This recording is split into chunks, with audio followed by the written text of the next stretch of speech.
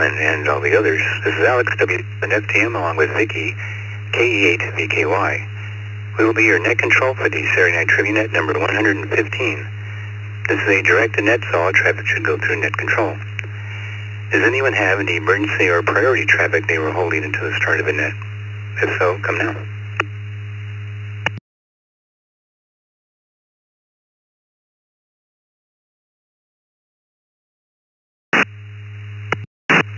The format of the net is live trivia. One random question will be read over the air to each person who checks in.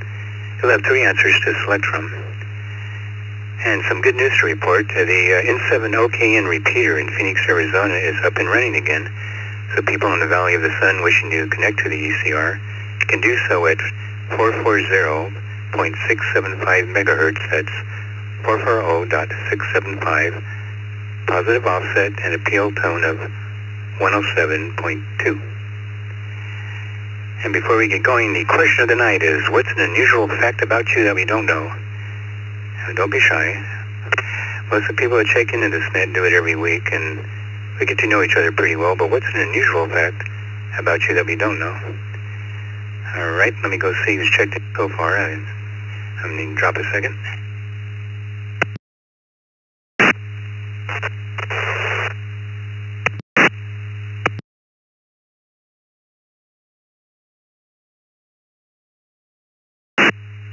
We have KJ6, ARR, German George in Scottsdale, checks in via email. He's in and out tonight. As is George in Kawagoe, Japan, JR2, FJI. He's up in the mountains and doesn't have an Equilink connection, so anyway, have fun, George, if you can still hear us. Mike in San Diego, KN6, MIK. We have Little Al in Monterey, California, N6, MOT, KK7, HLD, Dave in Portland, KK7AVK, Victoria in Phoenix, who is in and out tonight. She had a birthday engagement. And via the text line, we have KF6HDJ, Brent in Pensacola, Florida, KK7NXV, Timothy in Tillamook, Oregon, K8BYU, Roy in Blasdell, New York, N5ZUA, Steve in Houston, N7FGP, Scott in Houston, KE5MUX, Teresa in College Station, Texas, and I'll need to drop a second.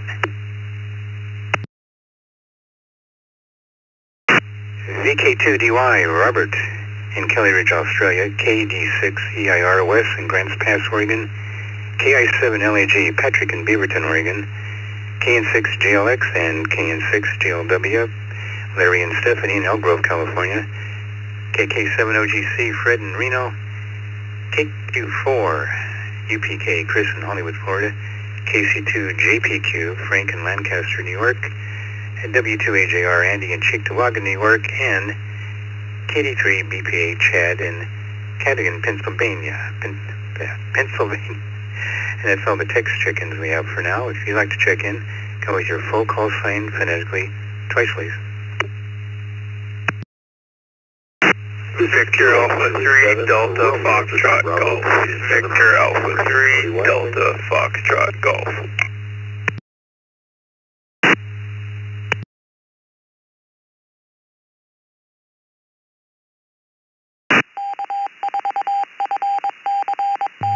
Delta Whiskey Hotel, Whiskey 9, Delta Whiskey Hotel.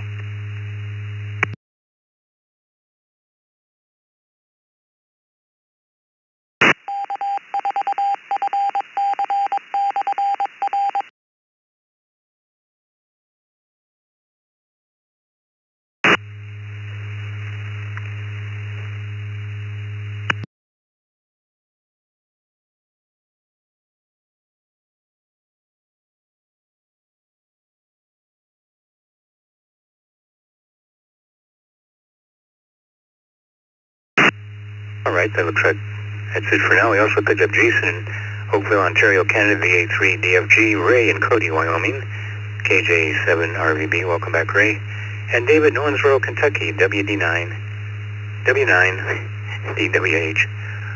Okay, question of the night, what's an unusual fact about you that we don't know?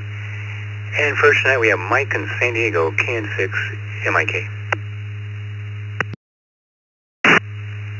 Good evening, Alex. Always a pleasure. KN6MIK, Mike here in San Diego. Well, let's see here. Let's go with the, I don't like owing people anything, so consequently, whether it was a loan, vehicle, motorcycles, whatever, I always paid everything off early, except, of course, a mortgage. But that's about it. Go ahead, Alex, I'm ready.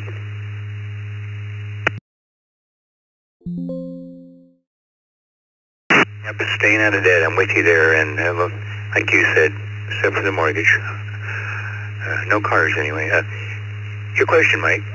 This consists of 25% sand, 25%, what are we talking about? A, concrete. B, the Sahara Desert. Or C, San Diego.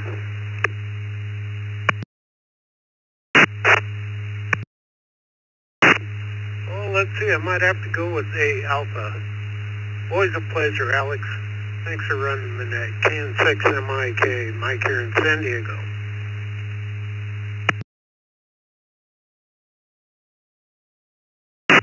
Thank you, Mike. I guess I should have checked on the sand content of concrete. What we're looking for is the Sahara Desert. Consists of only 25% sand. The rest of it is rocks. So all the movies we've seen, miles and miles of endless sand dunes, well, 25% of it. The rest is rocks. So, thank you, Mike. Oh, you know what you call a witch that only eats sand? Malnourished. Little Al in Monterey, California, MOT. What's an unusual fact about you that we don't know? Maybe your wife doesn't know. Is she nearby? No, I'm Little Al here at N6MOT. My wife is in St. George, Utah, visiting a friend, and I got the house to myself.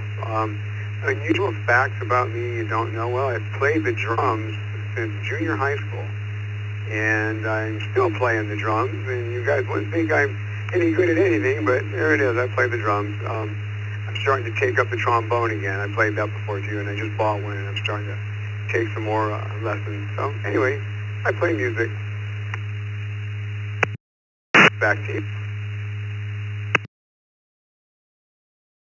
Oh my God, we got a drummer on this net? Thanks. Yeah, I didn't know that. Thanks.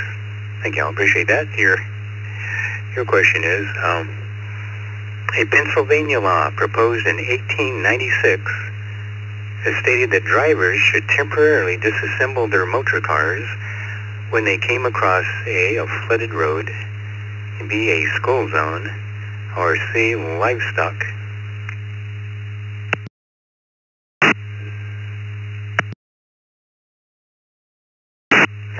Kind of an odd one. I'm going to go with the livestock just because of the time and how important livestock were to people back then. And so I'm going to go with livestock. And 6MOT, thanks for doing the net.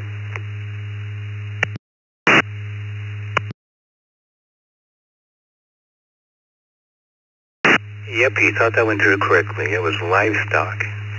Unfortunately, I didn't go through with this law, but it was proposed law. You would have to take your car apart and wait for the livestock to cross the road so as not to frighten the animals, then reassemble the vehicle once the cows moved. Sorry. Thanks, Al. You got it. Dave in Portland, KK7HLD. Welcome back, Dave. What's the unusual fact about you that we don't know? Well, KK7HLD. Well, sadly, none of my mom's kids lived, but she adopted 5 of us, so it worked out. Over to you.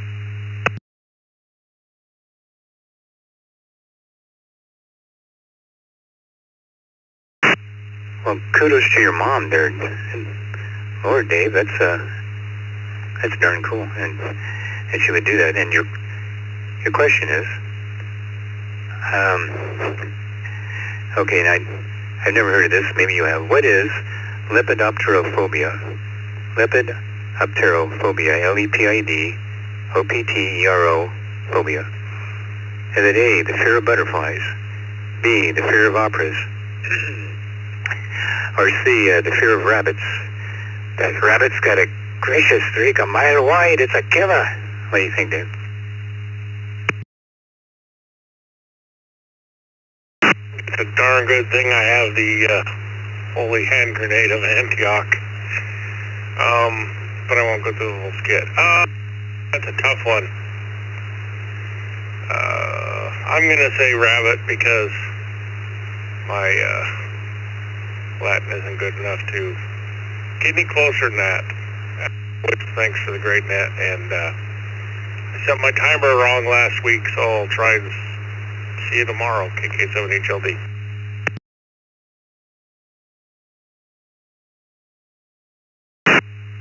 Thank you, Dave. I appreciate that. And your,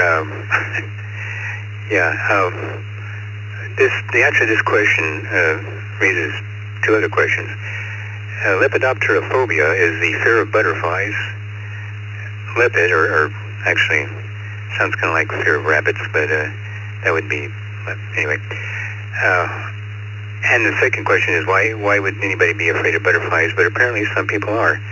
For example, actress Nicole Kidman is afraid of butterflies. She should have been afraid of Tom Cruise, but I won't go there. Thank you, Dave. All right, Brent in Pensacola, Florida, KF6HDJ. Brent, welcome back. And what's an unusual fact about you that we don't know?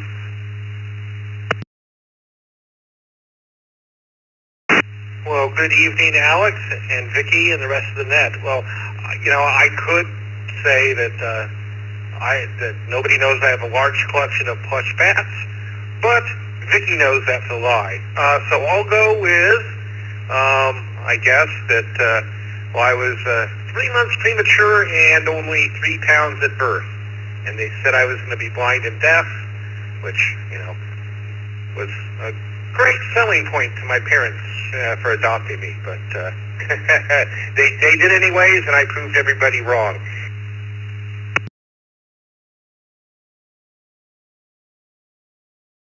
That's very cool. Another adoption case. Well, obviously it did not affect your mind because you're pretty mentally sharp and have a good sense of humor. So, and you didn't run for government, so we know you're normal. Your question is, before modern refrigeration, Russians dropped this into their milk to keep it fresh. A, vodka. B, peppermint leaves. C, frogs.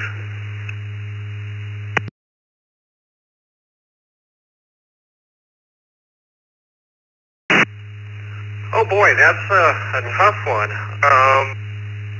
The alcohol would kill anything that was in it, but I would assume that the alcohol would also curdle the milk, but then again, there's a white Russian.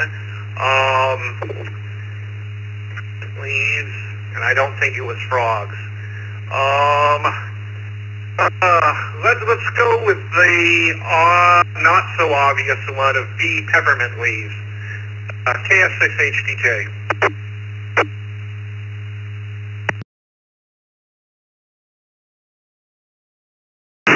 And peppermint leaves are actually good at controlling bacteria, but that's not what they use. They use frogs. Yep. Russians would drop frogs into their milk to keep it fresh. And it worked too. Amphibians secrete antimicrobial compounds called peptides, which are as effective against bacteria as prescription antibiotics. So there you go, people. Don't take those dangerous antibiotics. Drop a frog in your milk and keep it alive, please. Thanks. Thank you, Brent. You get the weird ones sometimes, don't you? Timothy in Tillamook, Oregon, KK7NXV. Tell me, Tim, what's an unusual fact about you that we don't know? You like frog milk, maybe?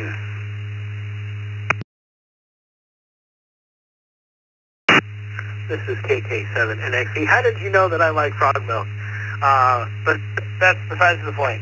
Odd fact, I'm the only family member that isn't in sales of something at the moment. Well, probably ever. But anyway, back to you for my question.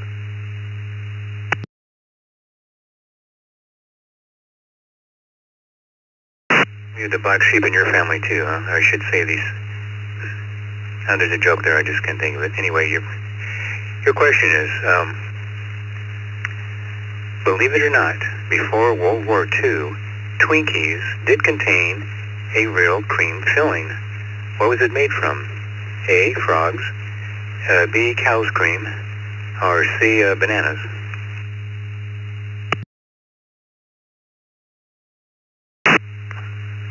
The logical answer would be A, but I'm going to go for Charlie.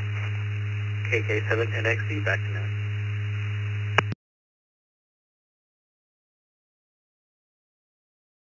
Was that, I'm sorry, the answer again, please?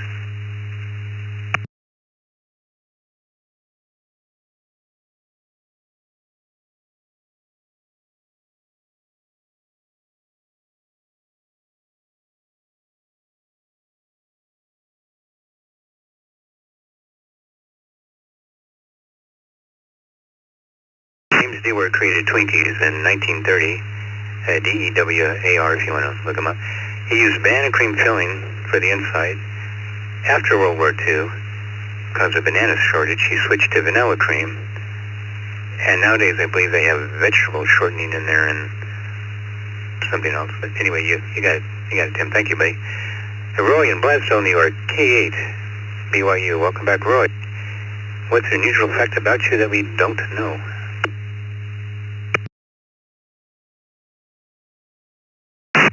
Everybody on the net, KA8 BYU.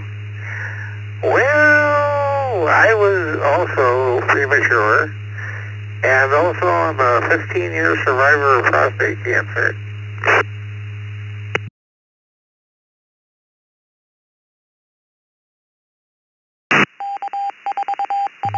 Congratulations, Roy. If you've gone that long, you've kicked its butt. And another preemie. Well, apparently it didn't affect too much because you certainly health certainly came back. That's great, buddy. All right, your question is: back in the 1960s, airlines offered passengers free, unlimited A, alcohol, B, cigarettes, C, food. What do you think?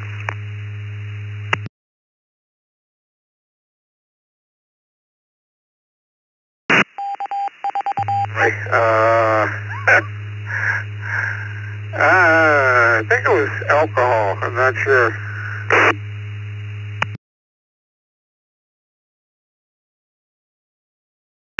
You bet it was alcohol. You could get all the alcohol you wanted, and not anymore. They should bring that back to get more people to. Never mind.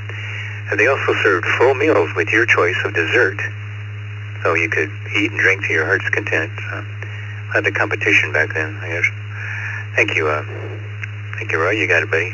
It's a W7 FTM along with a K8 VKY, and you're listening to the Saturday Night Trivia Net on the East Coast Reflector, and we're going to Steve in Houston, N5 ZUA.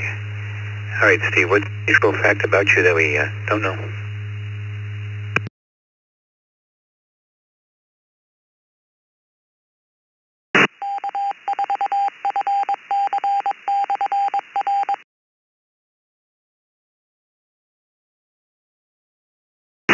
To disappear during Trivia Nets.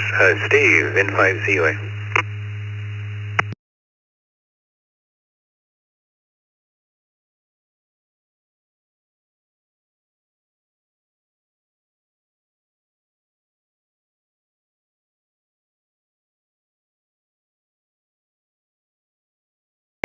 That's okay. The night is young.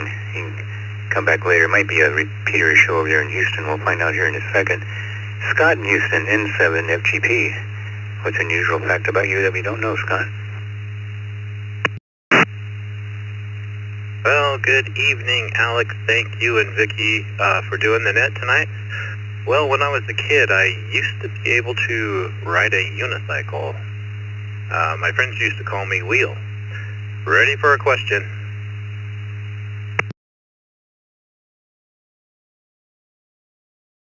I would see guys doing that, and I would try it, and then just never, I guess I didn't have that kind of balance back then.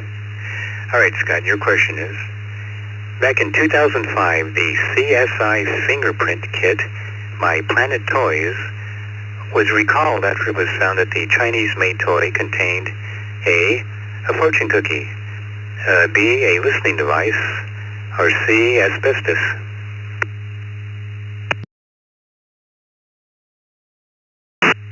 Oh boy. Let's see. I'm going to say probably the thing that makes the most sense is Charlie, asbestos. 7-3, everyone. N7FGP.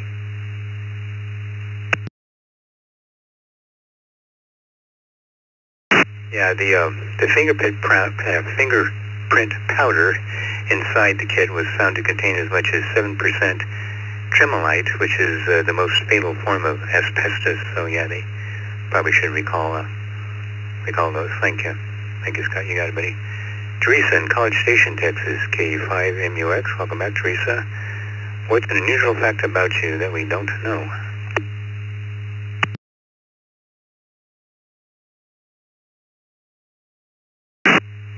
This is KE5MUX, and I guess I'd have to say that I'm a rail fan.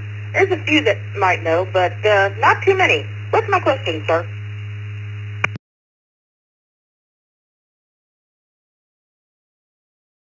To go watch the trains in Flagstaff as a boy when I was growing up there when it went too cold, and well, it's interesting. Your question is, okay, I've got 8 of these coming up, so everybody be prepared. These are old jobs that no longer exist for a darn, keep it family friendly, old jobs that no longer exist for a darn good reason.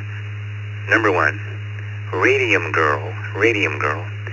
Was it A, women who worked at weapons plants and loaded radioactive material into atomic bomb casings because women are more resistant to radiation poisoning?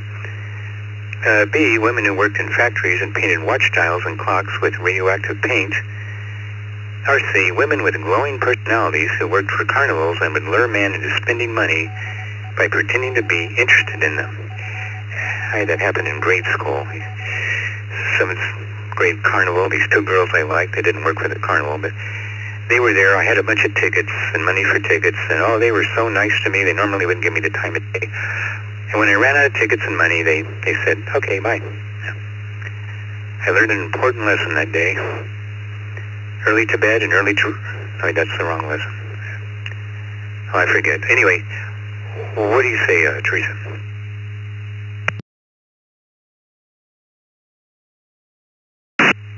Oh, gosh, I think I'm going to go with B, painting the faces on the clocks. Thanks for doing the net, Alex. 730 KE5MUX. Whiskey Echo Bravo, 132. Copy, over.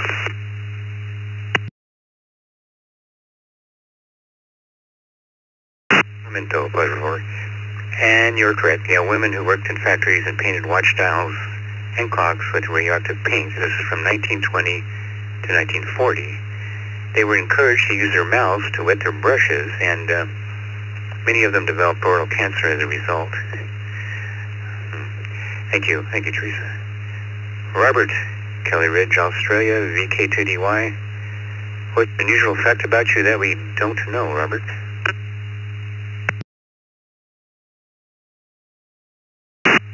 Good afternoon, Alex. It's Robert, VK2DY. I'm trying to think here. One of the things I don't talk about much is that I'm an avid camper. During the summer especially, I'm out almost every weekend out at a park somewhere camping outdoors. I just love the outdoors. I love a tent, and I guess that's an unusual fact. Not when I talk about VK2DY.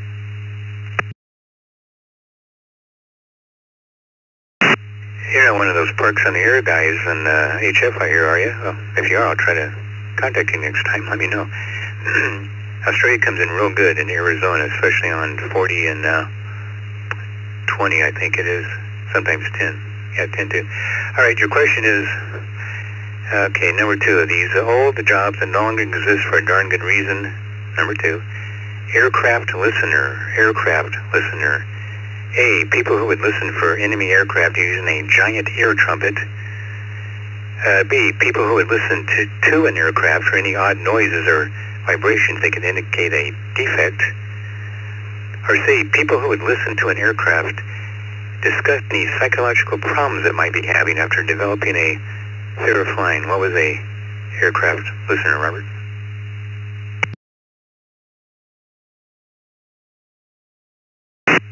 K2DY, the logical one, and I think I've seen pictures of things like this, of people with giant listening devices before there was radar to detect an enemy plane. I think that's what an aircraft listener was. But I'm not 100% sure, but we'll go for it. VK2DY.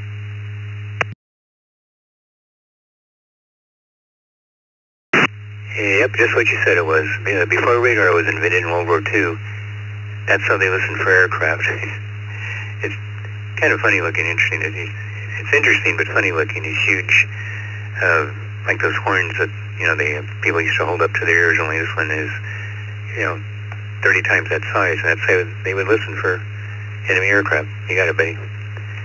Coming up next, Wes in Grants Pass, Oregon, KD6, EIR, now Wes. What's the unusual fact about you that we don't know?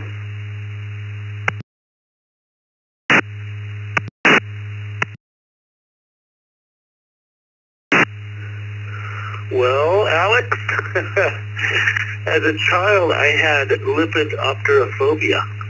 I think I was about 3 years old. And I had a big monarch butterfly land on my nose. And I went absolutely berserk. And my two older sisters laughed at me, and they never let me live it down. But I'm over it now. I don't like moths and butterflies that much, but I don't go berserk anymore. So I think I mastered that. So back to you, KD6EIR.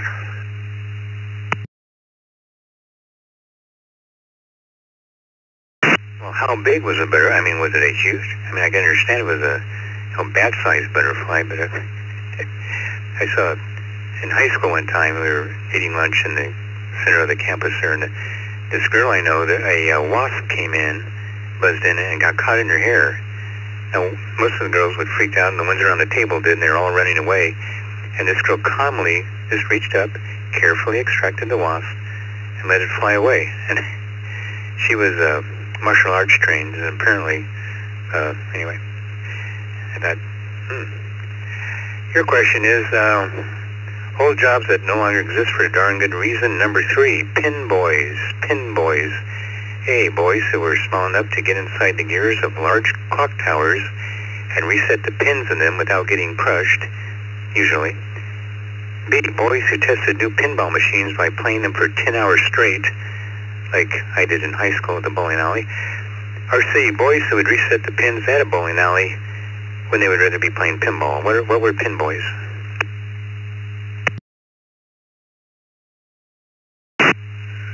I think it's Charlie. That one's relatively easy.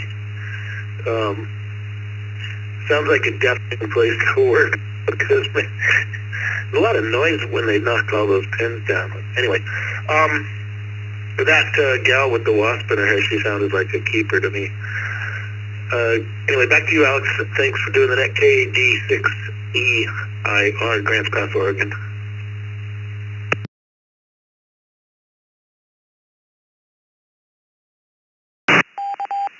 This is why I got interested in her at the time, but high school, And you're correct. Yeah, it's the pin boy with the boys who would reset the pins in a bowling alley. They had to run up, set the pins back up, and then run back and hopefully get out of the way before the bowling ball hit him in the ankle. So it's a dangerous job, but kind of wonder what it paid. Anyway, thank you. Thank you, Wish. You got it. Up next, Patrick in Beaverton, KI7LAG. Unusual fact about you that we don't know, Patrick? Good evening, Alex. This is Patrick, KI7LAG. Oh gosh, I'll just go with the obvious. I'm balding. Go ahead with your question.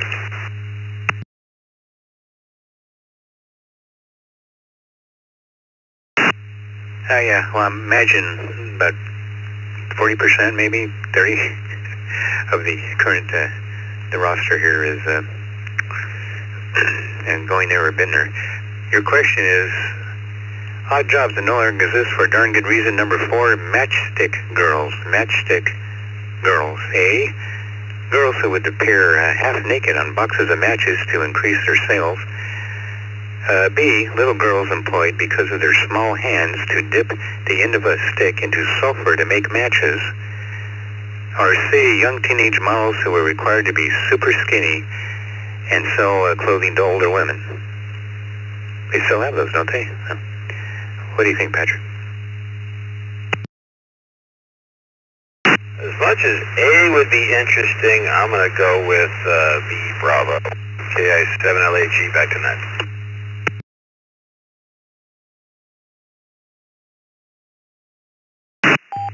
Well, so far everybody's doing better on these than I thought they would. You're correct. Yeah, they were... Matchstick girls were little girls employed because of their small hands to dip the end of a stick in sulfur to make matches. It was a dangerous job since sulfur can dissolve skin. I hope they gave them free hand cream. Anyway, you got it, buddy. Thank you. It's a W7FTM in Scottsdale, Arizona. We're going next to Larry and Stephanie in Elk Grove, California. KN6JLX and KN6 JLW. Unusual fact about you guys that we don't know. Hey Alex, this is Larry KN6JLX along with Stephanie KN6JLW, and Stephanie says her oddity is she's obsessed with K-dramas, and the only weird thing I could think about myself was that I once attended as a child a pro Generalissimo Francisco Franco parade in downtown Madrid. Go ahead with our question.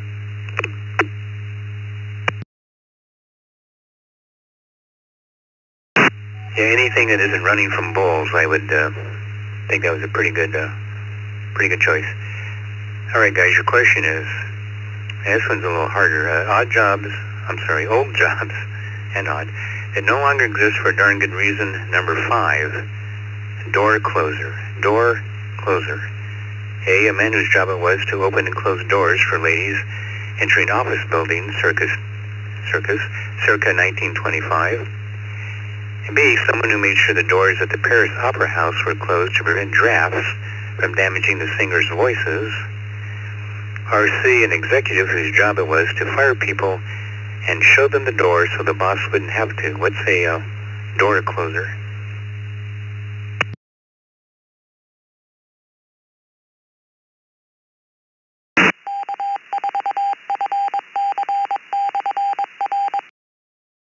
Okay, Alex, I think I'm going to go Bravo, and Stephanie wants to go Charlie. Thanks for doing the net, and we'll see you tomorrow.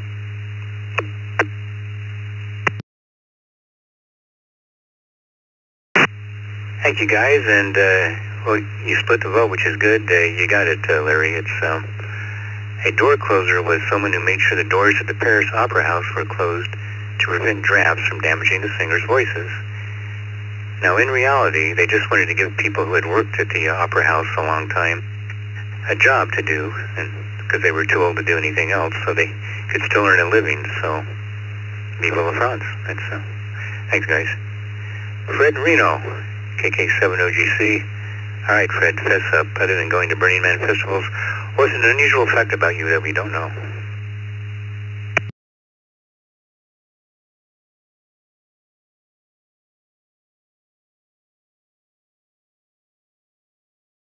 Going to burn our built sculpture tonight.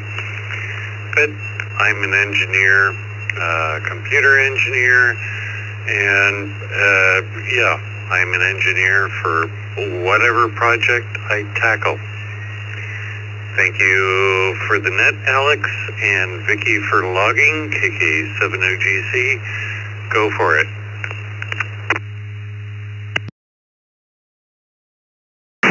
Yeah, it amazes me. If people go to the Burning Man Festival, they usually have high IQs. I mean, these are like usually smart engineers, people, IT people, and that's all right. But I tell you what, our hippies were tougher than your hippies, because at Woodstock it rained, people played in the mud, and we didn't let a dust storm bother us. I'm just razzing you. The question is, old jobs that no longer exist for darn good reason. Number 6, lectors, Lectors, lectors. A, cannibalistic serial killers employed by the military to demoralize enemy towns during wartime. B, people who worked as personal assistants to electors in the Electoral College. Or C, people who would read aloud newspaper articles, books, or just tell stories to factory workers before radio was invented. What was a lecture for it?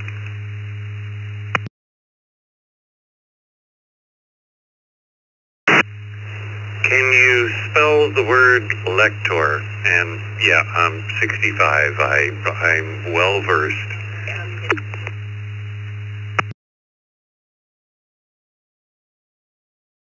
Oh, good. You're one of the tough people at Burning Man. And it's lector, Lectors, lectors.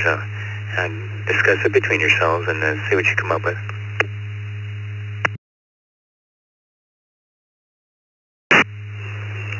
Sorry to give you a hard time. I think I'm going to go with Charlie on that one. Alex, KK, Semino GC, back to net.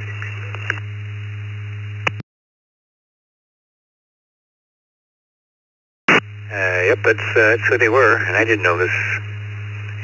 Either people who would read aloud newspaper articles, books, or just tell stories to factory workers before radio was invented. They just walk around and stories, and they're kind of like town criers were, like way back when, I guess. But interesting, I think. Anyway, thank you for it. Let's go to Chris in Hollywood, Florida, KQ4. UPK, what's an unusual fact about you that we don't know, Chris?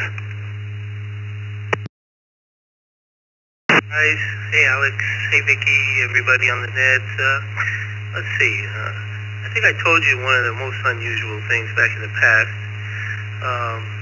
but I did not tell you that I once was an Eagle Scout, still am, but Troop 433 out of Hollywood, Florida. I'm ready for my question.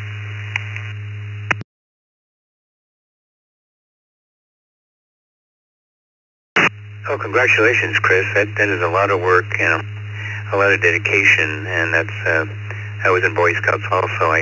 Second class is all I made it to, but it was an interesting experience nonetheless. Your question is, I got 2 more of these.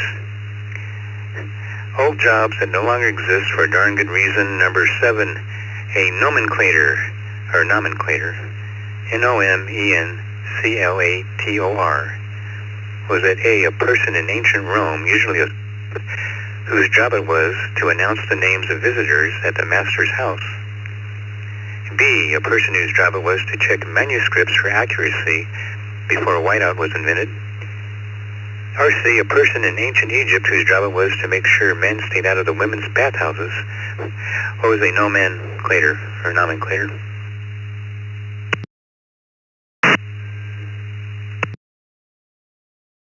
I have no clue, so I'm going to take a guess. And my old science teacher said, when you're not sure, go with C.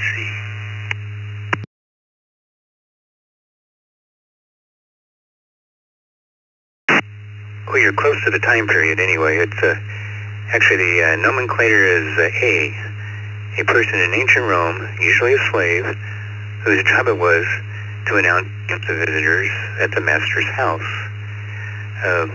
The Romans were very socially active, as you probably know, and making it easy to forget people's names. The nomenclator would loudly announce the name of anyone who came within 5 feet of the master or made eye contact with him. So that way they would be sure they would never forget anyone's name. And later on, they did that in Europe. When people would arrive at a party, they would announce the Earl of Sandwich or the Earl of Well, anyway, thanks, Chris. Frank in Lancaster, KC2 JPQ. What's an unusual fact about you that we don't know, Frank?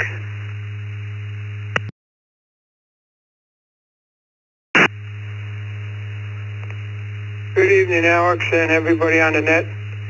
I was an optical instrument builder when I was working, and we made a portable pen to test for glaucoma, and they sent them pens up to the International Space Station with the astronauts to test them in space. So I'm ready for my question. Back to you, Alex.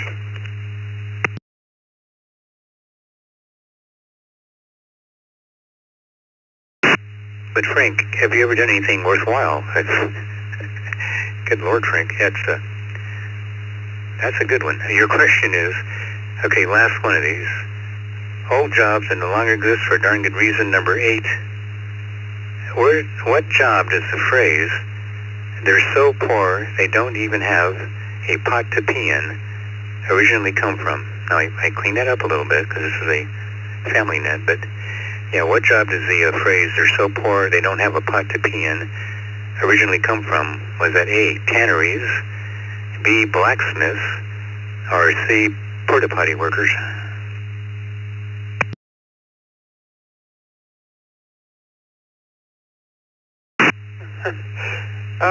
Lucky me, huh? I don't have a clue. I'm going to say A, alpha. Alex, have a great week, and I'll talk to you next week. KC2JPQ.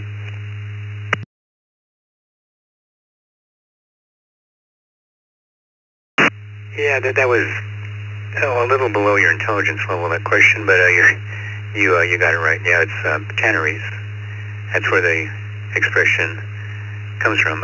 Tanneries used to employ people to collect urine from households to use in preparing leather. The households were paid for it, and a sign of real poverty was a family that didn't have a urine pot to pee in. Yeah. I didn't know that one, but that was interesting research, at least I thought. Thank you, Frank. I keep saying I'll give you a better question next week, and hopefully it'll work out that way. Andy in Cheektowaga, W2AJR, hopefully you have a pot to what's an unusual fact about you that we don't know, Andy?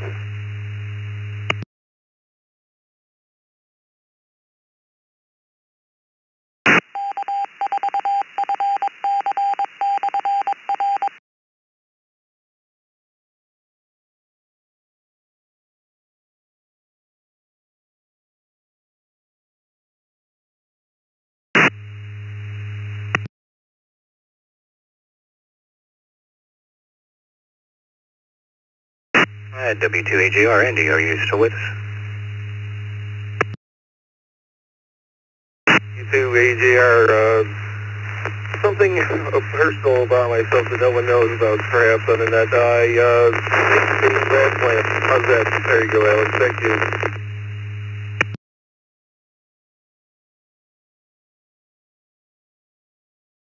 A little bit of interference came in right when you gave your answer. What was it again, Andy? Make stained glass lamps, Alex.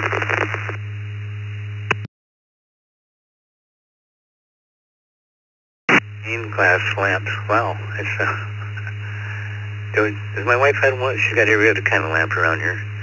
Most of them look like cats, so she has a stained glass. Anyway, Andy, your question is, who was the first actor-director to win an Academy Award for his very first movie? Was that A, John Ford, B, Orson Welles, or C, Steven Spielberg?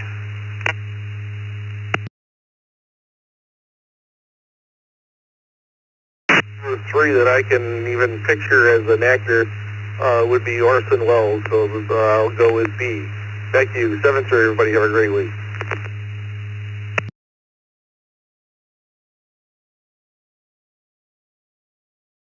Yep, although Ford and Spielberg appear sometimes in their movies, they're not really actors.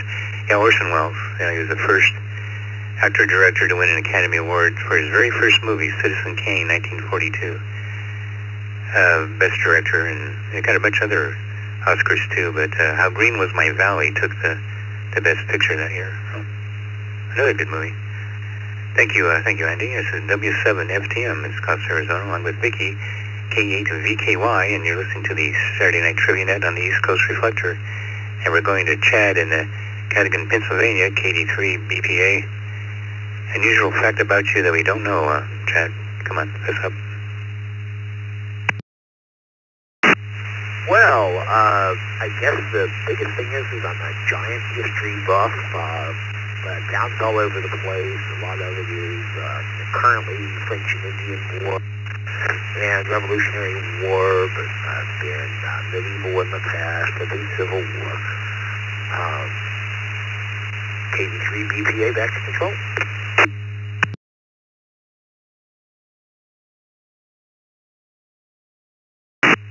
Like a candidate for the American History Trivia Net. All right, your question is, in 2001, A Space Odyssey was named HAL, H-A-L, because A, HAL stood for Heuristically Programmed Algorithmic Computer, or B, HAL was science fiction writer Arthur C. Clarke's nickname, or C, the next letters in the alphabet after H-A-L are IBM. What say you, Chad?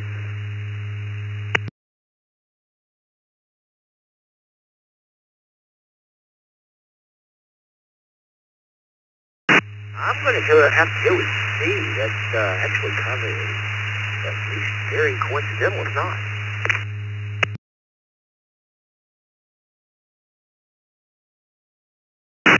Yeah, and the funny thing, Chad, is that a lot of people believe that. It was kind of an urban legend going around, and because it, makes kind of sense that an IBM HAL letter after. But according to the so-called experts, HAL stood for Heuristically Programmed Algorithmic Computer. That's why they chose HAL. Yeah. Daisy, Daisy, give me your answer to. Thanks, Chad. Jason in Oakville, Ontario, Canada, VA3 DFG. Unusual fact about you that we don't know.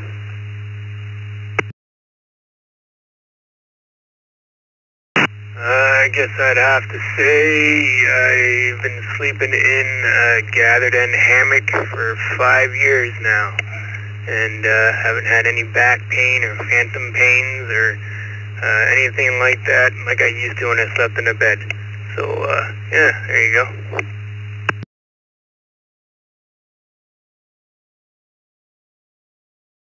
Hang on a second, I'm writing something down.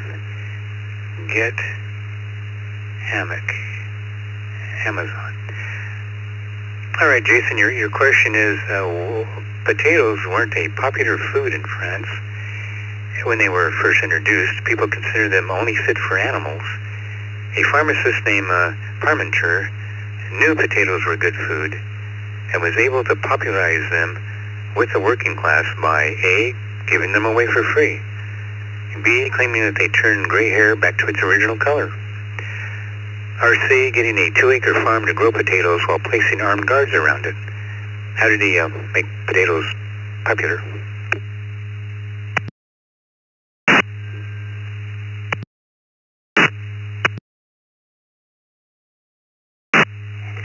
My guess would be alpha. Everyone likes things for free, and I'd imagine that would make it popular. Thanks for doing the net. Look forward to the next one.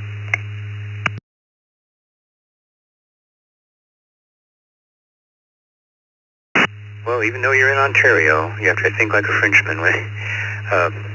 Actually, the way he made potatoes popular in France was C, getting a 2-acre farm to grow potatoes while placing armed guards around it. The people thought something very valuable was growing there and began stealing the potatoes. So they stole the spuds, and that's how they discovered they were okay. And after that, people started growing them and eating them. Now in England, they made the mistake when they were introduced there. The king said, "Go ahead and eat these; they're good for you." And the people didn't realize you're supposed to eat the tuber, the root, not the flowers and leaves. And people were getting sick, so they had to correct that real quick. Thank you, Jason. Ray and Cody, KJ7 RVB.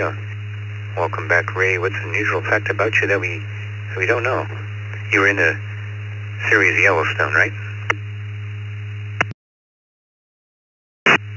Haven't seen an episode of Yellowstone yet. Anyway, Ray in Cody, Wyoming, Kilo Juliet 7, Romeo Victor Bravo. Good evening, Alex and everyone on the net. I'm kind of a boring guy, but I was on Jeopardy twice in 2002, 2 consecutive nights. Lay on my questions, sir.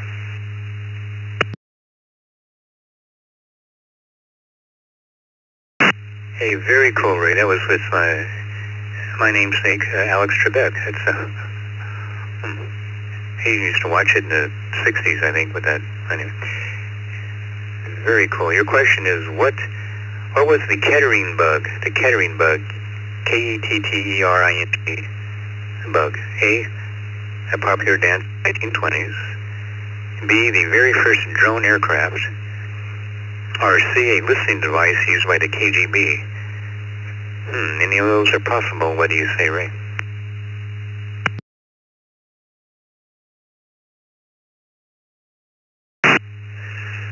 Oh, man, I know it's not Alpha, but I'm going to go with Bravo. Those Germans came up with weird stuff, and the Kettering bug is right up their alley with a drone. Back to you, sir.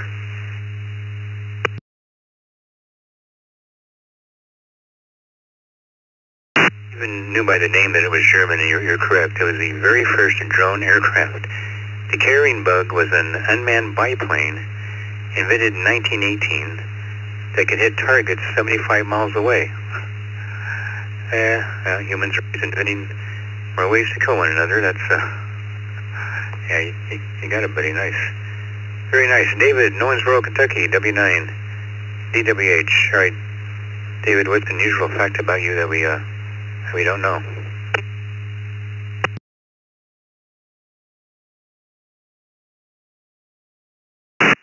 Good evening, Alex and everyone. Actually, I'm fortunate enough to afford one of those spots you spoke of earlier. I did so have enough sense to pour it out of a boot. I would say, well, it's kind of known locally, but probably not here on the East Coast Reflector, but I am still a technician, and my wife is a general. And they like to razz me that, if I'm not nice to her, she won't be my control operator.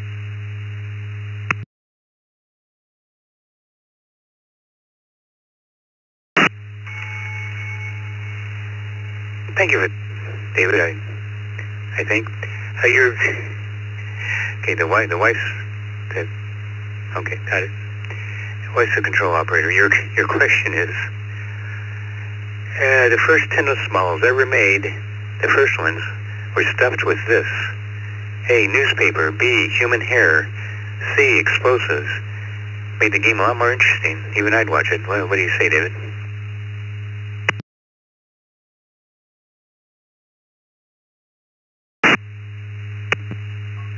Get my PTT to work here. I'm going to guess Bravo, since tennis balls use kind of fuzzy anyways, so we'll try that. W9 DWH. Thanks for running the net, Alex. Hey, David, there's a little dropping out when you gave your answer again. Why don't you, as far as the unusual fact about you that we don't know, so try that again, and we'll go ahead and let you go.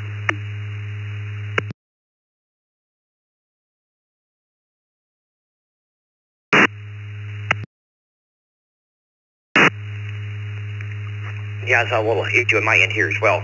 I think the unusual fact, I think it's what you said, is that nobody knows is my wife outranks me here in the hobby. I'm still a tech, and she's a general. And my answer was B, Bravo, since the tennis balls are kind of fuzzy. So that kind of go hand in hand there. Thanks, Alex. W9 DWH.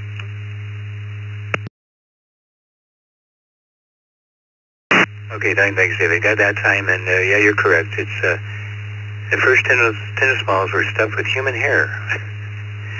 Yeah, I still say we should use explosives. Then it's not very nice of me. Thank you, David. Okay, let's see. Alexander, Liverpool, New York, K2GJK. Okay, checking in. Thanks, buddy. Welcome to the ECR Trivia Net. The question of the night is, what's an unusual fact about you that we don't know? And I don't think you've checked in so you're open, open to interpretation. What do you say? Yeah, just about everything's unknown about me. A fun fact about me is I have a handlebar mustache, just like the old baseball player, Raleigh Fingers. That's what they call me at work. What's my question tonight, Alex?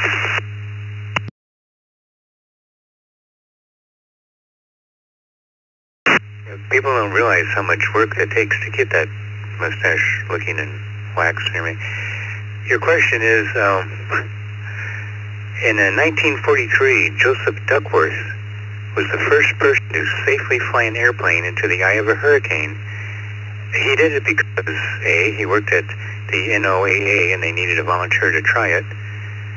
B, he was drunk. Or C, he did it on a bet.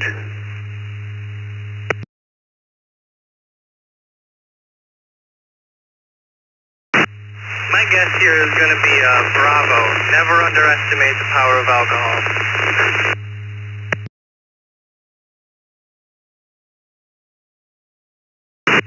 Well, although that may be partially right, let me explain.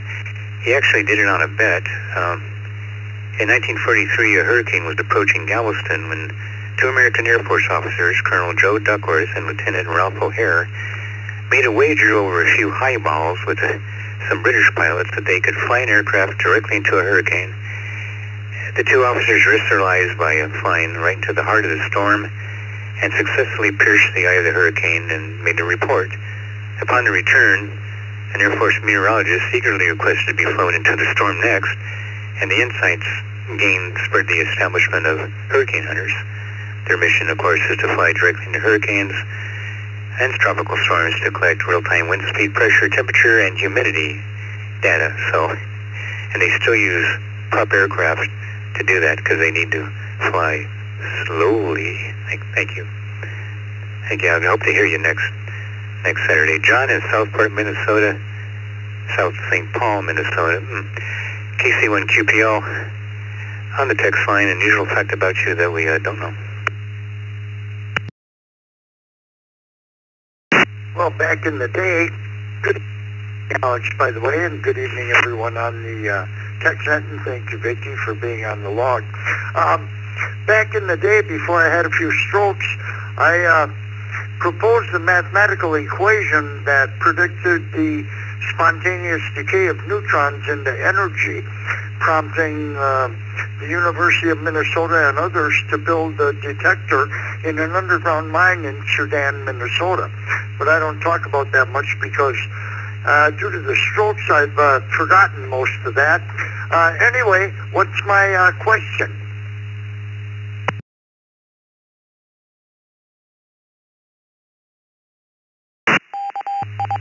Another accomplishment. I'm liking the intelligence of people that check into this net. I'm going to have to up my game. Your question, John, is what was the only project that cost more than the atomic bomb during World War II? More than the Manhattan Project. The only project that cost more than that was it A, the invasion of Normandy, and B, the development and building of the B-29s for delivery of the atomic bombs, or C, the propaganda campaign to convince German Americans that fighting Germany was the right thing to do. What cost more than the actual Manhattan Project, John?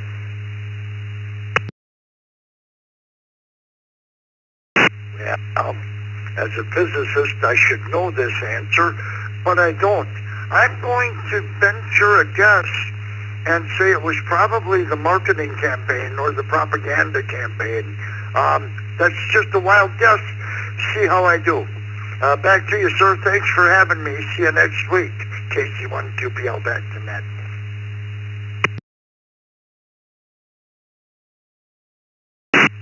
Thank you, John. And there was a marketing campaign. A lot of the people, especially those of German roots, and there are a lot of German Americans, didn't want to fight either World War I or World War II, as many Americans are against it. I think 65% of people didn't want to fight World War II either because it was Europe's war, but and we got involved anyway.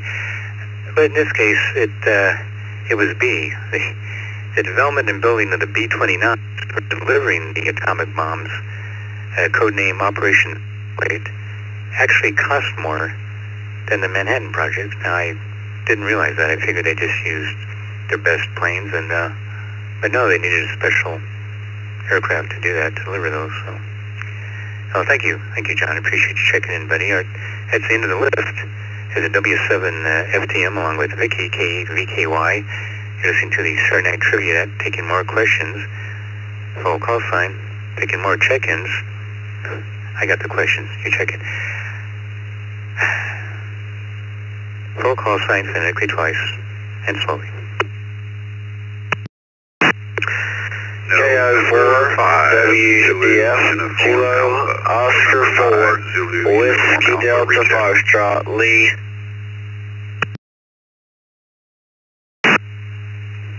Kilo Juliet 5 Delta X-Ray Bravo. Kilo Juliet 5 Delta X-Ray Bravo.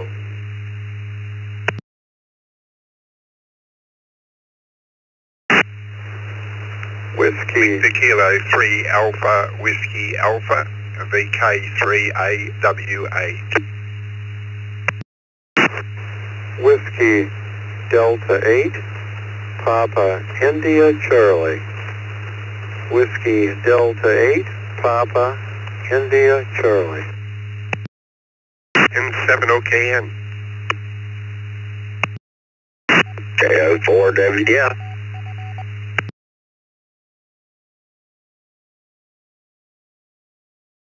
KD4 Kilowatt 1 GC Tomato Delta 4 JC Canberra.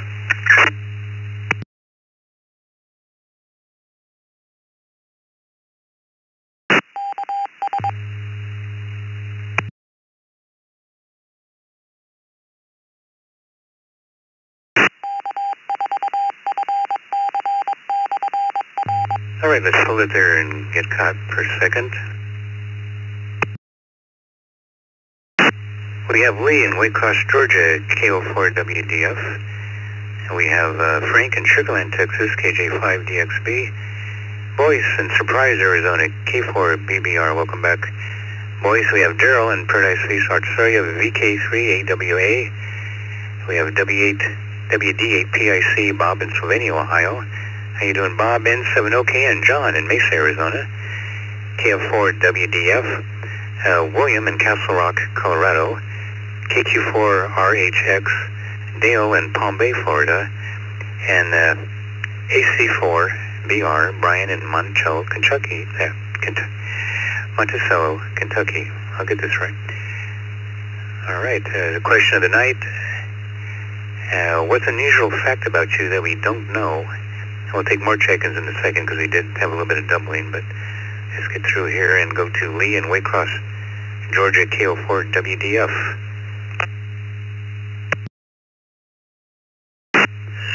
Good evening, everyone. And next troll, I would say I'm the only one in my entire family that is a ham operator and a truck driver. KO4WDF.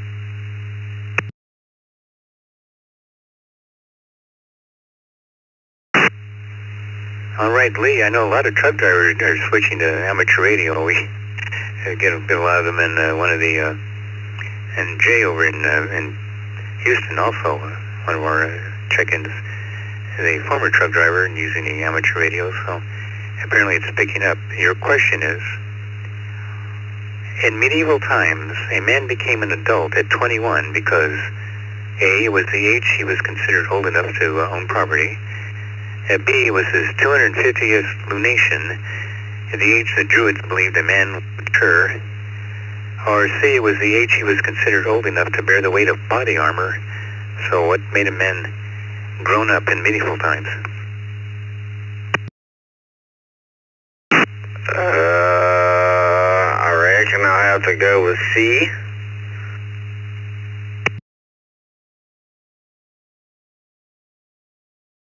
I reckon so. Yeah, it was C. It's the age he was considered old enough to bear the weight of body armor. So you're 21, you can wear the body armor, you can be knighted and everything else. Thanks. Thank you, Lee. You got it, buddy. Frank in Sugar Land, Texas, KJ5DXB. All right, Frank, what's an unusual fact about you that we don't know?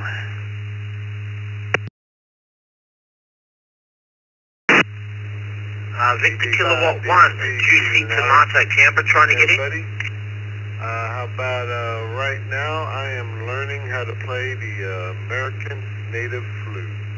Back to you, sir.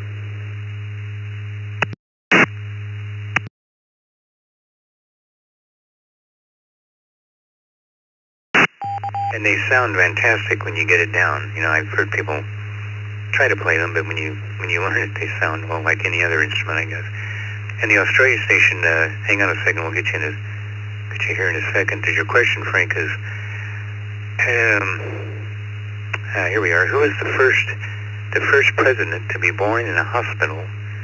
First president to be born in a hospital, was that A, Johns Hopkins, B, Herbert Hoover, or C, Jimmy Carter?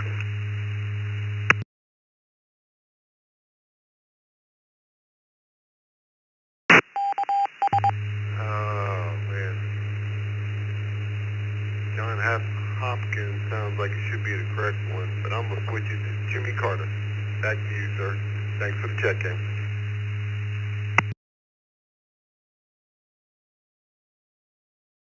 Yeah, I'm glad you know that Johns Hopkins wasn't a president, but yeah, Jimmy Carter, you're right. Jimmy Carter was the first president to be born in a hospital. You wouldn't think it would take that long, although he was fairly elderly. I mean, well, anyway. Yep, Jimmy Carter it is. Thanks, thank you, Frank. Let's go to Boyce and Surprise. K4BBR. All right, Boyce, give us an unusual fact about you that we don't know, but I can use another net.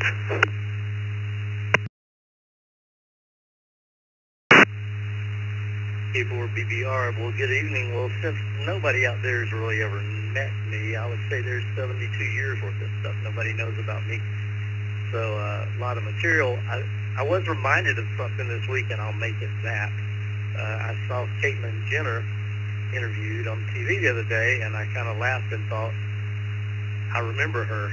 In the early 80s, I was working briefly with ESPN. We were at the Talladega Raceway in Alabama, about to cover the race, and they had a hospitality trailer where they were feeding us breakfast, and I was in there eating, and Al Unser and Caitlyn Jenner came in and asked if they could sit at my table, so I sat with them while we ate and had small talk. Only back then, she looked a whole lot more like the guy that won the decathlon in the Olympics, Bruce Jenner. And so, you know, I guess we never know what the future holds for us, but I don't think I've told anybody that in a long time, but it was kind of odd to see her and have that memory. So toss me an easy question, K4BBR.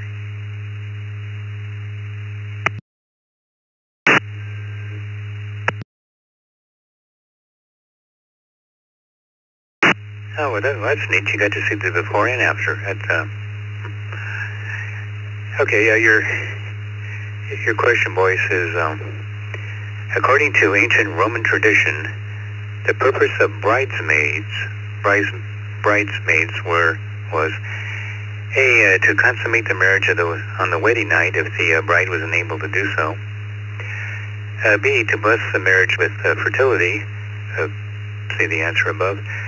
Or C, to distract evil spirits. What was the ancient Roman tradition of bridesmaids about?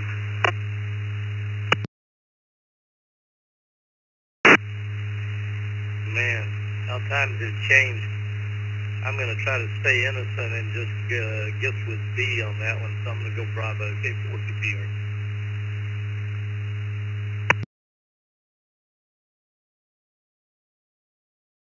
You see, a lot more men would get married if it was A, but it's, you're correct, it's C. Yeah, the bridesmaids, according to the old Roman tradition, would dress like the bride to distract any evil spirits with designs on the bride. In other words, if you're a bridesmaid, you were a demon bait. Thanks, thanks, boys. Daryl, Paradise Beach, Australia, VK3AWA. Welcome back. What's an unusual fact about you that we don't know?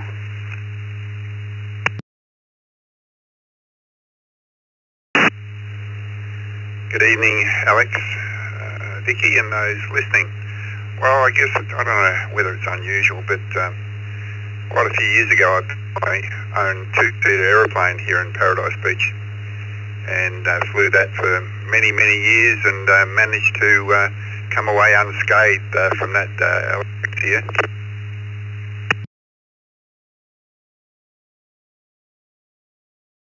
Well, Daryl, I'm glad you didn't pull a John Denver on us. That's good. Of course, a lot of people noticed when he went down. They probably would notice when you and I went down. Your question is, Daryl, you got McDonald's down there, don't you? I'm joking. Until the late 1960s, McDonald's hiring policy stated that A, female employees were not allowed to wear makeup. B, female employees were not allowed to have large bosoms. Or C, female employees were not allowed at all. Which one of those is true about McDonald's in the 60s?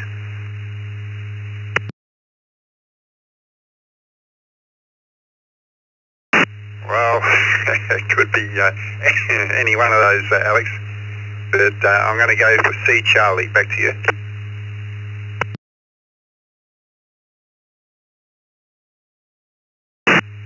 Yep, that's it. Ray Kroc, who bought out the original McDonald's guys in a hostile takeover, had a no-women policy. He didn't think they had the stamina to keep up with the guys. And even after he was forced to hire women, he would ask them to bind their bosoms or, keep them in check. Thanks. Thank you, Daryl. W7FTM here in Scottsdale, Arizona. Going next to Bob in Sylvania, Ohio. WD8PIC. Welcome back, Bob. What's an unusual fact about you that we don't know?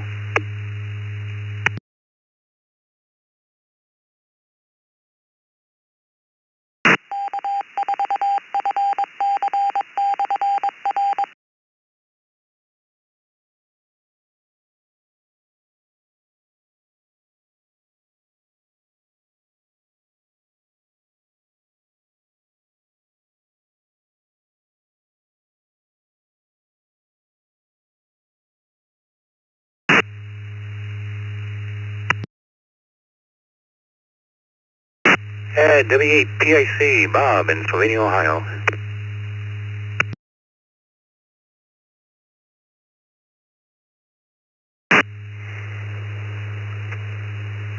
WD8PIC. Well, I'm a huge railroad fan, and I'm also 5 months premature and 1 pound, although I tell that to everybody, but because I'm very thankful to be here. Go ahead.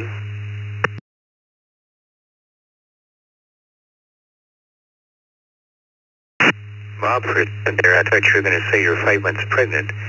That would have been an unusual fact, but I got you, Bob. Your question is, well, Bob, you get the weird news trivia story of the week. Yeah, the weird news trivia story of the week. Which of the following headlines was an actual news story from last week? You've been listening to the news lately? A, Taylor Swift engagement overturned as referee determines Travis Kelce's knee did not touch the ground. Well, that's a rookie mistake. B, after facing intense criticism for changing its logo, Cracker Barrel overreacts and comes up with a new logo featuring the Confederate flag and changing the name to The South Will Rise Again. RC, people are now running on all fours like animals and latest fitness trend. Which one of those was an actual headline? I'm not joking, one of those is true.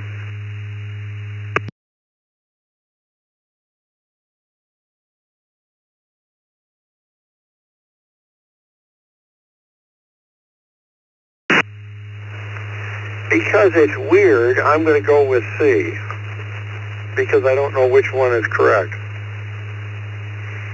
So I'm going to go with C, even though I can't. And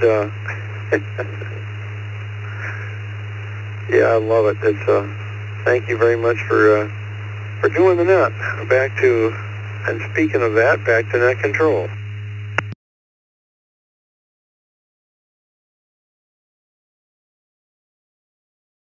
Yeah, Bob. Yeah, it's C. Yeah, people now running on all fours like animals in the latest fitness trend.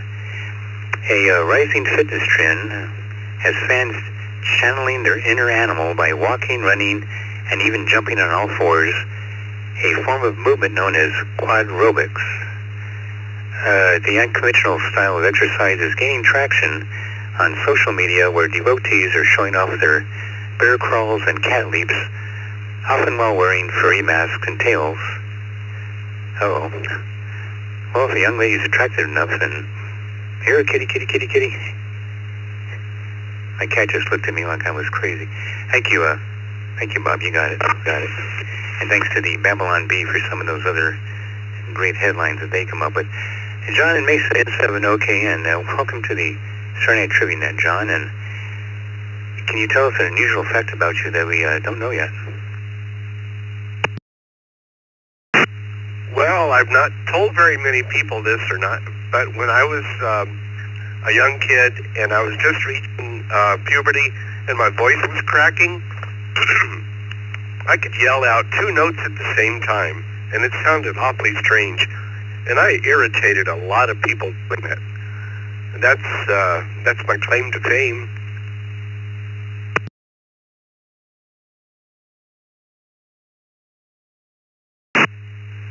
Did you get a lot of girlfriends and maybe, I don't know, women like strange things. Sorry, John, your question is, what's one thing that President Trump and President Biden have in common? Not to be political, but one thing that President Trump and President Biden have in common. A, they both strongly support the Second Amendment. B, they're both Geminis. Or C, they don't drink alcohol. What do you think, John?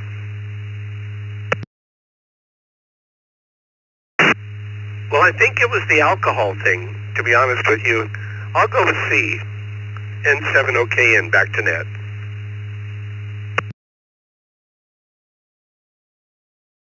And that would be correct. Yeah, they don't drink alcohol.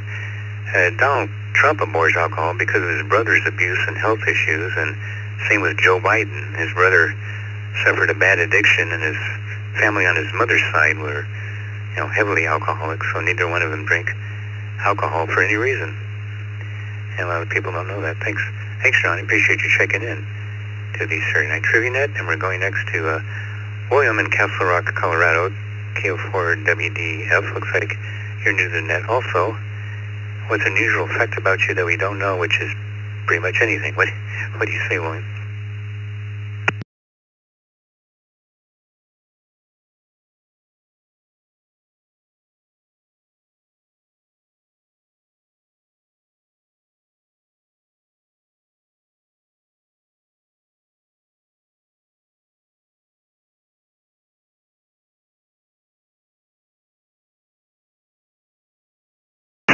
And then again, I may have got the call sign wrong. KO4WDF or anything close that checked in that last round.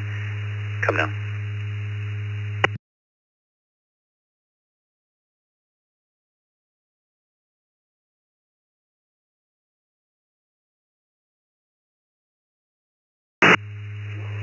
What is that? This is KA2 ULZ, New Jersey.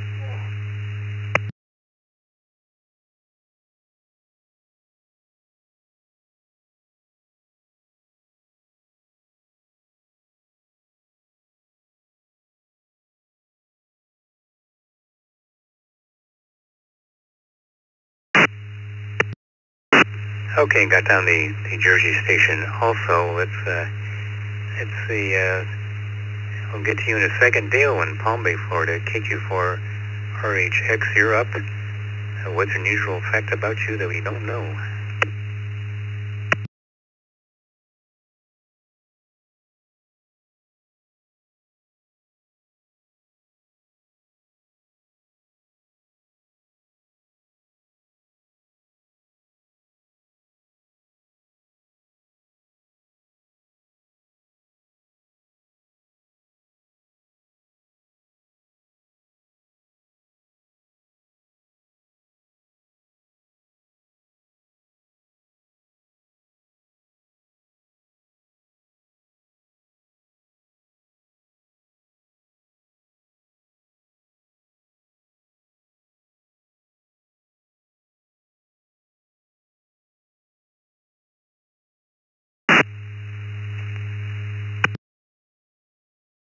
All right then. Next up we have Brian in Monticello, Kentucky, ACR. Welcome back, Brian. Hopefully this is working correct. What is an unusual fact about you that we don't know? Good evening, Alex and Vicky, everybody on the net. Yeah, it cuts out a little bit, but it's 99.9% solid on my end, at least over Echo or All-Star. But anywho, I'm kind of a boring guy myself, so nothing terribly unusual. I guess I'll go with, I actually watched a space shuttle launch live one time. About as unique a thing as I can think of. Anyway, what's my question, Alex?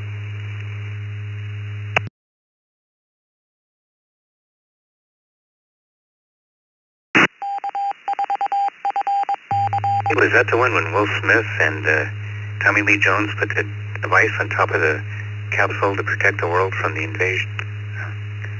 That's probably a movie. Your question is, have people in Malaysia protect their babies from disease by bathing them in A, beer, B, coconut milk, or C, a bucket of water? What do you think, Glenn? That's a good question. I'm going to go, I guess, B, Bravo on that one, just for the heck of it. I have no idea. Anyway, I'll turn it back to you, Alex. Y'all have a good evening. This is AC4BR.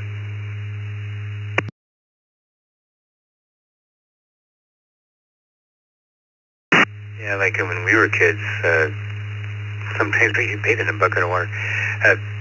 No, it's beer. People in Malaysia protect their babies from disease by bathing them in beer. The compounds in beer have antibacterial, antimicrobial, and anti-cancerogenic properties. So I bet somebody that drinks beer came up with that, but it's supposedly true. Thanks, thank you, Brian. K2ULV, I'm not sure if I got your call sign right or not. If that's close, come back with your call sign one more time.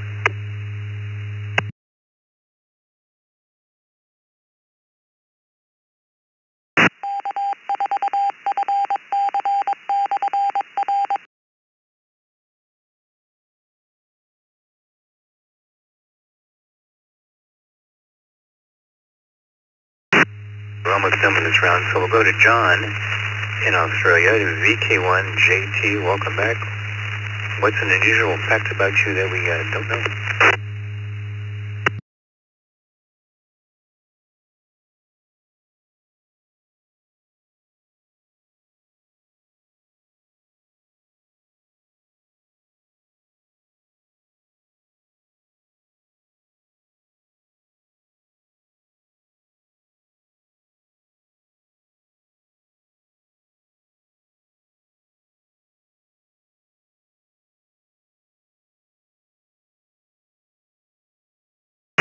VK1JT, John in Australia, are you?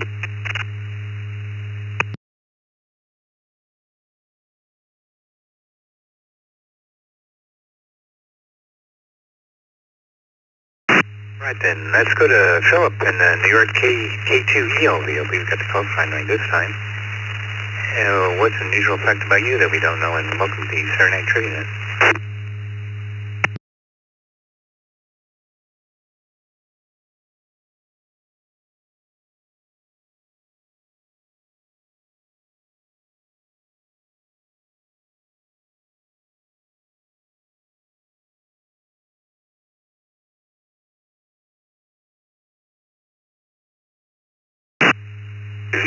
Very useful with.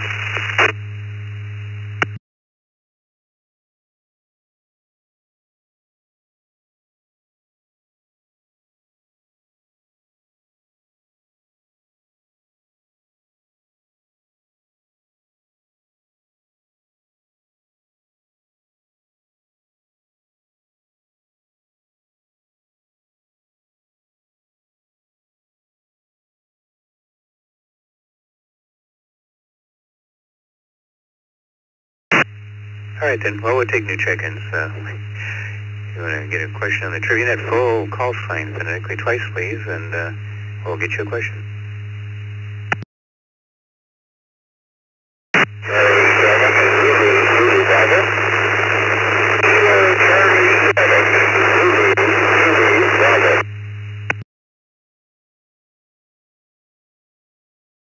Kilo 1 Delta 4 Romeo Hotel Lima. Kilo Delta 4 Romeo Hotel Lima.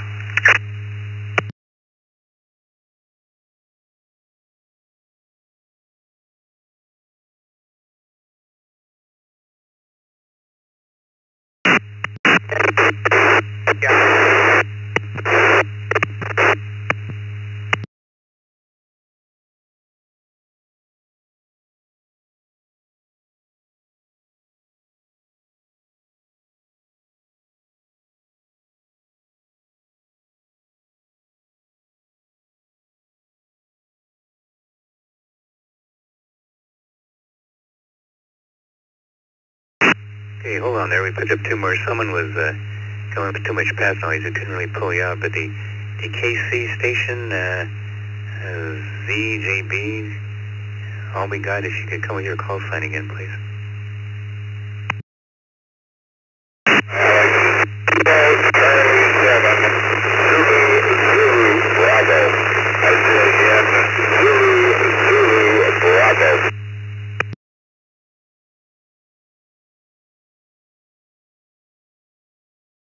Okay, Hal, we got you that time. Yeah, it's a little scratchy. If you could boost your power or stand on one leg or whatever it takes, we'd appreciate it. And also a KD4RHL Ernest in Bronson, Florida.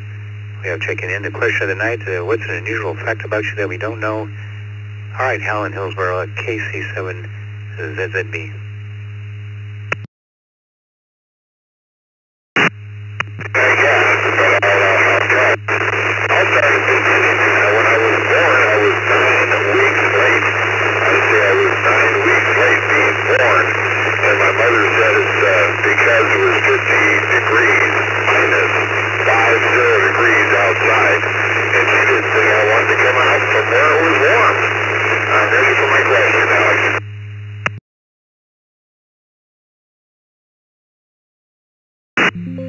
I think I'm the only person that stayed in too long. My mother couldn't wait to get rid of me because I was kind of a long baby, and I went a little past 9 months. Anyway, your question, Hal, is no, Vicky, she's not a horse. It was just a little past 9 months. Your question, Hal, is a 2020 a French grade school, although she likes horses. A French grade school posted a sign asking parents to A, please do not throw your children over the school gate if you arrive late. B, please instruct your children that school is for learning and not for sex. Or C, please check your children for weapons before they enter the school. Now, what did that French grade school post a sign asking?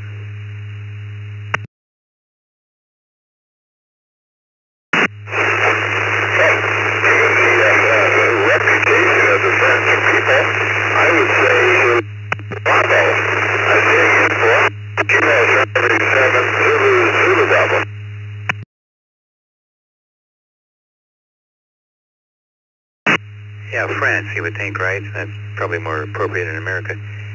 Actually, the school in 2020 actually posted a sign asking people not to throw their children over the school gate if they arrive late.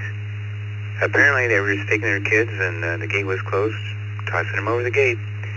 So, yeah, they should have those Paris Opera door closers to open the gates of the school, I guess. But nonetheless, yeah, it's just a weird trivia fact. Thank you, Hal. Ernest in Bronson, Florida, KD4RHL. Yeah, what's an unusual fact about you that we don't know?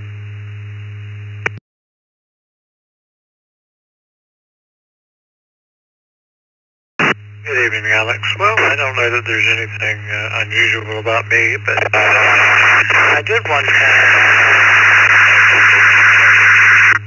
1949 Ford 8N tractor to a swarm of yellow jackets. The PTO clutch wouldn't disengage. I couldn't get it out of gear, so I threw the gas down, abandoned ship, and let them have the whole kit and caboodle. Of course, 17 of their friends made sure that they paid me for my troubles. Back to you, sir. Well, a wise decision to get the H out of there. All right. The question is, let me see, I got to word this right. A Missouri woman was found to have a loaded handgun in her possession during a traffic stop in 2017. Police reported that she had the handgun concealed, A, in her mouth, B, in her oversized bra, or C, in her lady parts.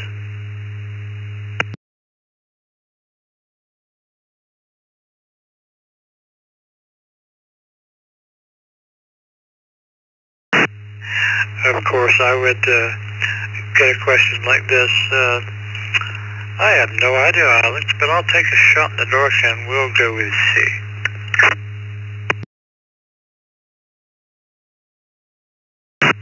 A shot in the dark, indeed. Yeah, it was, her lady parts. Anna Kawat put the gun inside her parts in an attempt to hide it from police. But the loaded Kimber 380, that's not a small gun, was discovered during a cavity search. Yeah. You see, that's what happens when you forget to floss. I could have more fun with this, but I'm going to let it slide. Thanks, Ernest. Taking more check-ins for the ECR Trivia Net. Full call line phonetically twice, please.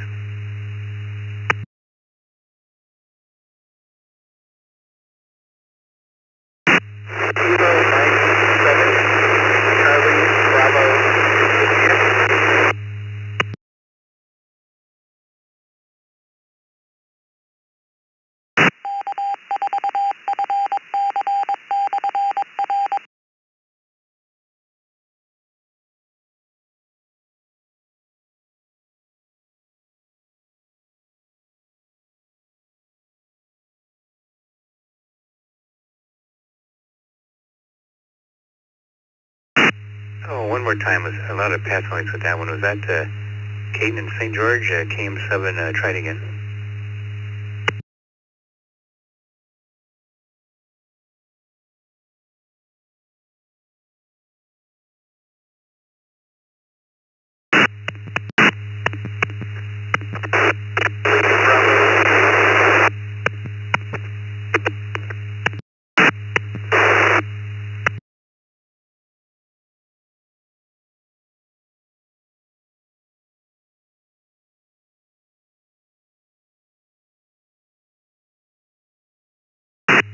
Sorry, we just can't pull you out. I'll give you an in and out, but I just can't quite pull you in tonight. So, okay, we'll go ahead and do the last call. Anybody like to get a question on the ECR Trivia Net? Full call sign phonetically twice, please.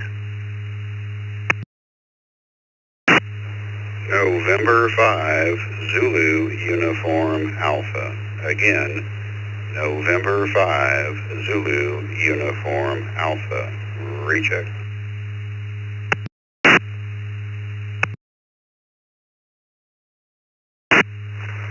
Kilo Mike 7, Charlie Bravo India.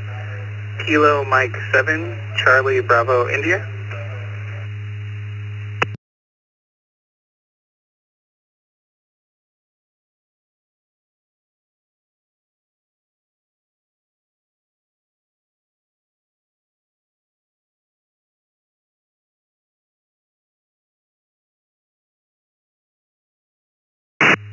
Okay, let's hold up there. Well, we got Steve back. N5 is the UA.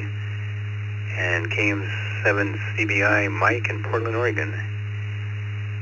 Question of the night, of course, is what's an unusual fact about you that we don't know? Steve, N5 is the UA in Houston.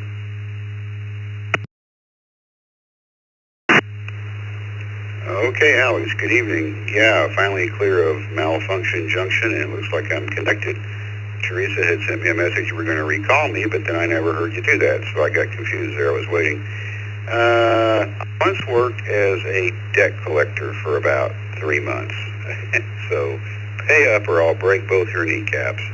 Ready for your question.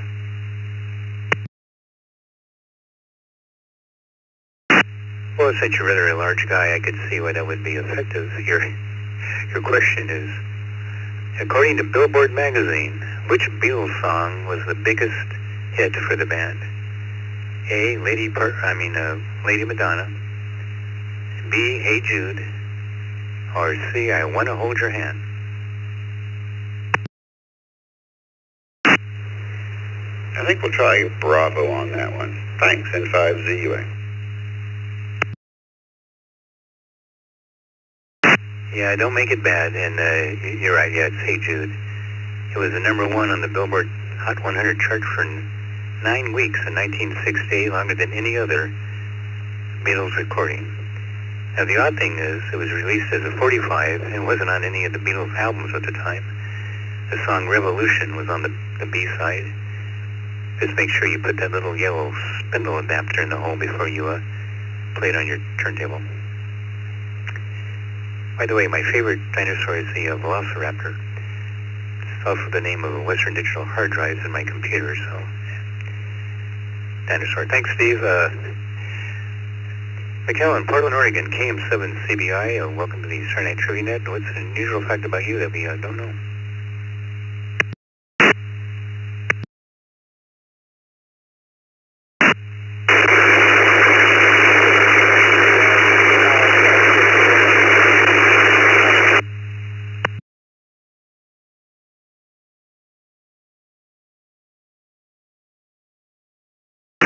Unfortunately, all noise. Why don't you try it again?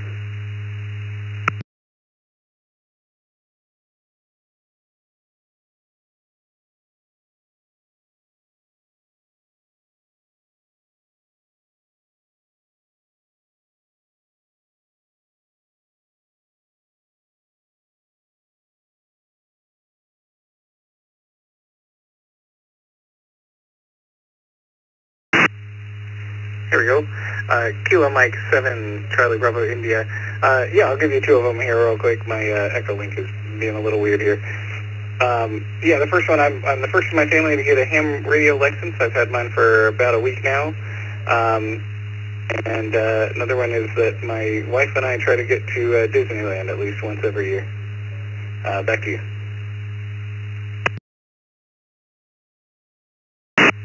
All right, got you down for the first licensed amateur in your family. I'm trying to think if yeah, probably not.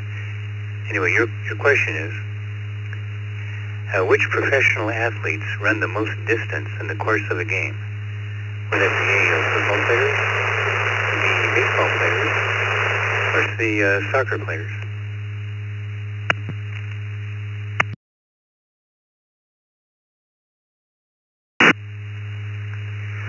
I think I'd have to go with C. I feel like they're running around constantly, where the others kind of switch out quite a bit. KM7CBI, back to next. Yeah, it's correct. A lot of American folks would say football players or whatever, but he thought it through. They have soccer players or football players. Yeah, World Cup players run an average of 7 miles per game, which is the highest of any of those sports. So you got it, Miguel. Thanks for hope to hear you next Saturday night. Having come to the end of the list, taking more check-ins for the ECR Trivia Net. Full call sign phonetically twice, please.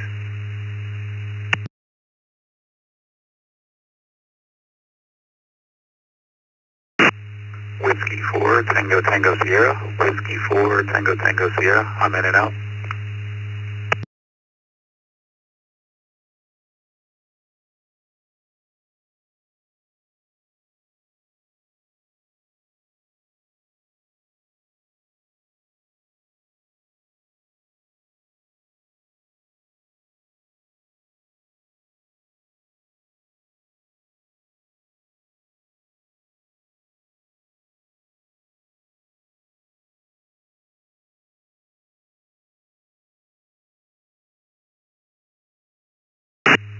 Okay, W4TTS, and thank you, Jacob. Anybody else like to check in? Full call sign phonetically twice, please.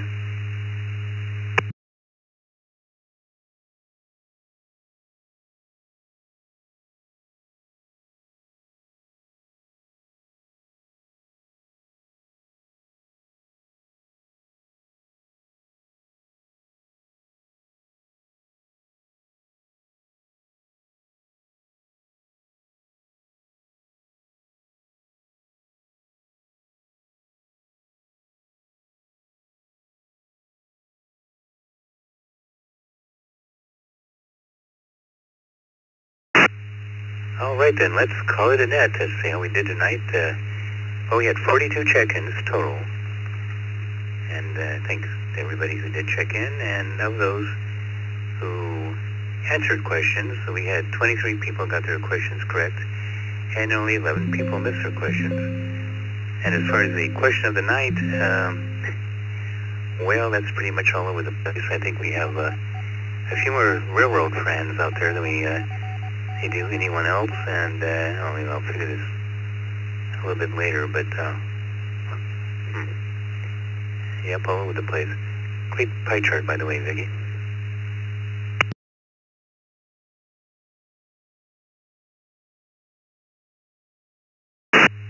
Once again, I'd like to thank everybody who participated tonight. With special thanks, of course, to Vicky, K-E-8-V-K-Y, for logging the net. The East Coast Reflector hosts many interesting nets during the week. For more information, visit eastcoastreflector.com and select the Nets tab on the main page. We now return control of the ECR back to normal amateur use until next week at the same time, when the control voice will take you to the Saturday Night Trivia Net. 7-3.